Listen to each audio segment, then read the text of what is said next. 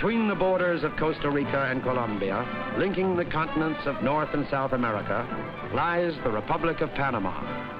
Within the borders of the Republic is the Panama Canal Zone, a strip of land 10 miles wide containing the Panama Canal, the great interocean waterway connecting the Atlantic and the Pacific. In 1513, Vasco Núñez de Balboa crossed the isthmus to be the first European to set eyes upon the great body of water that Magellan was later to name the Pacific. Here, Balboa stands facing the ocean he discovered. The ruins of Old Panama, one of the great historical landmarks of the Americas.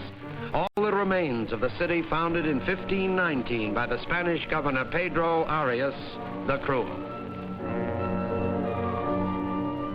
In 1671, the English freebooter Henry Morgan crossed the King's Bridge to attack the city and reduce it to a heap of smoldering rubble.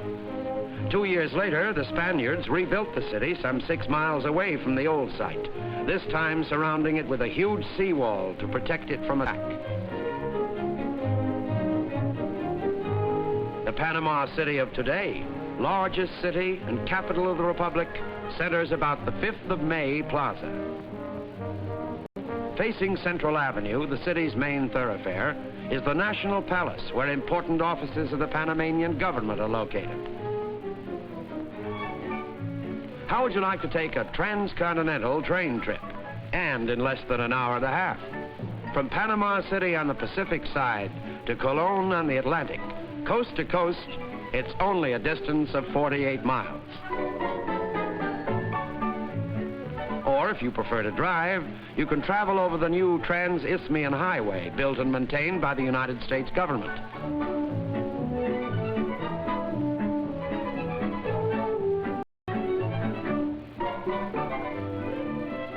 Second largest city of the Republic of Panama is Khatoun, one of the most cosmopolitan cities of the New World.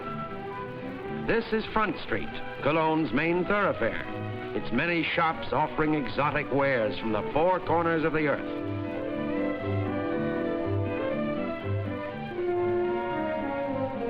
Most of Panama is covered by dense jungle, and only a small portion of her land is under cultivation. The region near David, Panama's 3rd city, is the center of most of the country's agricultural activity.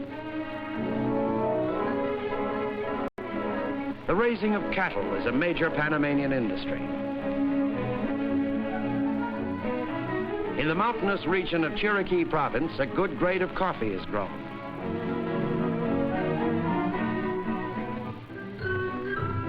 Coconuts are produced chiefly on the Atlantic seaboard.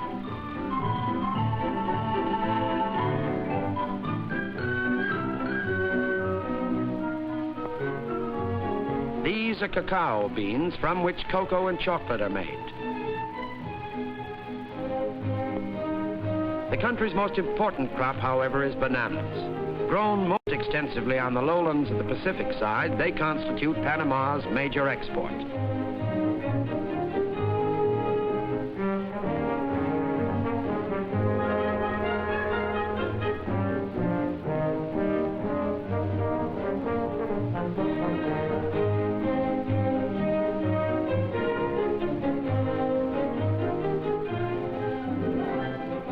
Panama is best known for the great interocean highway, the Panama Canal.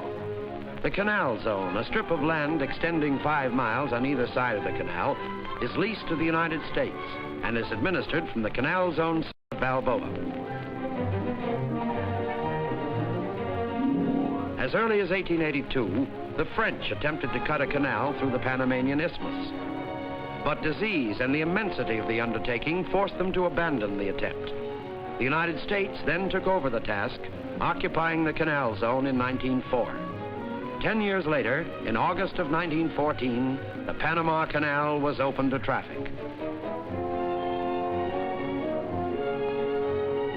When crossing the Isthmus of Panama, a boat is lifted in 3 steps to the level of Khatoun Lake, 85 feet above sea level, and then lowered in 3 steps to sea level again. The Before we travel through the canal, let's look at the huge lock chambers in which our boat will be raised and lowered. This chamber is 1,000 feet long, 110 feet across, and 70 feet deep. 4 million gallons of water are forced in or out to raise or lower a ship to the level required. These gigantic lock gates weigh hundreds of tons and are operated entirely by electric power generated near the canal. Our boat approaches the canal from the Pacific side and enters the Miraflores locks. The Miraflores locks are made up of 2 sets of lock chambers that will raise our boat to the level of Miraflores Lake. We're pulled into the chamber by electric engines called mules. The lock gates are closed. The chamber fills with water, and approximately 10 minutes later, our boat is at the level of the second chamber. Again, the electric mules pull our ship forward. Water fills the chamber, and the lifting process is repeated.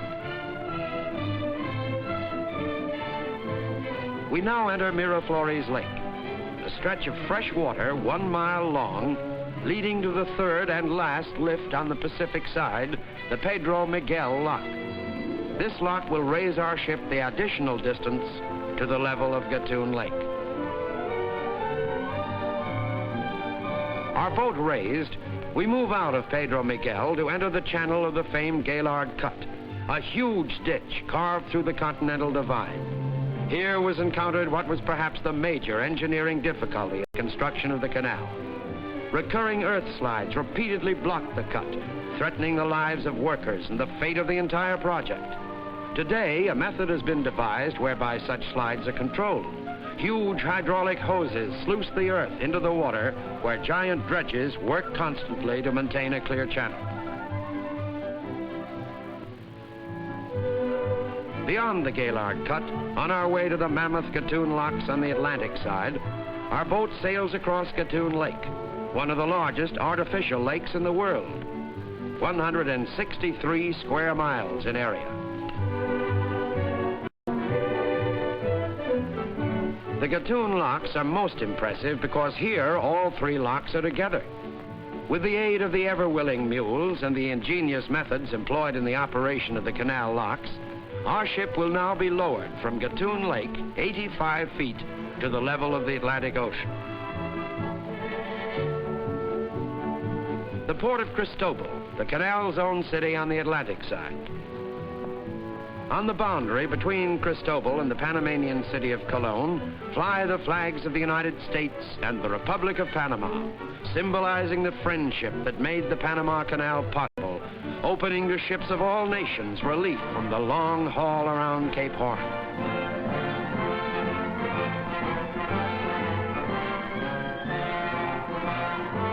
The Republic of Panama, connecting link between 2 great continents, conscious of her importance as an artery of international commerce, proud to be called the crossroads in this world of ours.